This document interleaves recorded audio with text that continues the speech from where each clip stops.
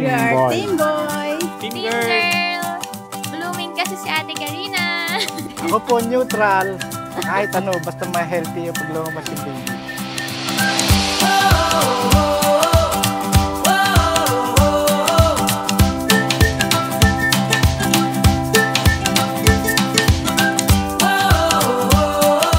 Team Boy ako kasi nafe-feel ko na boy.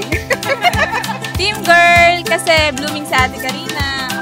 I know a place not far away where we can breathe and we can laugh and we can play all our days. Matagal na po din namin pinagdarasal ito, kaya maraming salamat, Lord. Wish ko lang po sa magiging apo namin, sana'y maging normal and healthy. At kung ano man ang kailangan yung mga anak, sabihin nyo lang, nakasupport na kami sa inyo.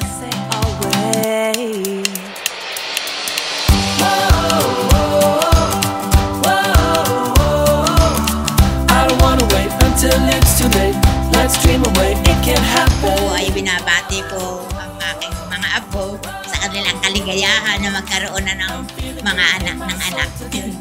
Ang masasabi ko lang po at maipapayo sa kanila ay bubuo sila ng buong pamilya ngayon. Kaya kayong dalawa, tandaan ninyo yung pagmamahal at pagbibigayan sa isa't isa. Huwag mawawala at tatagal kayo para kami ng lolo nyo. What makes your soul light up inside when you feel whole and alive? Actually, wala naman kaming preference kung girl or boy. Kasi tagal din namin inintay ito. More than 4 years. Kaya nung dumating siya, sobrang happy na talagang hindi mo na pipiliin yung gender. Ang importante na lang sa amin ngayon. Maging normal baby siya, healthy siya. Yung gender, ano na lang yun, bonus na lang. Kasi super happy na kami na dumating siya, na talagang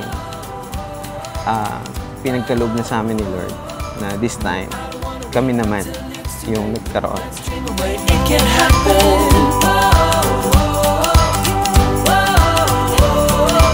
Wish ko lang for baby, yun nga, masaya kami ngayon kasi nakapagpa-anomaly scan kami, and according sa doctor, okay naman siya, very healthy, very normal, kompleto yung organs, and wala namang any complication. So talagang ang wish na lang namin is ma-carry namin siya full term, tapos safe delivery. So, hindi ako mahihirapan sa panganganak, hindi rin siya mahihirapan sa paglabas. And then, kasi sigurado naman kami na paglabas niya, very well loved siya. Alam, hindi lang naman kami naghihintay. So, lahat naghihintay sa pagdating niya.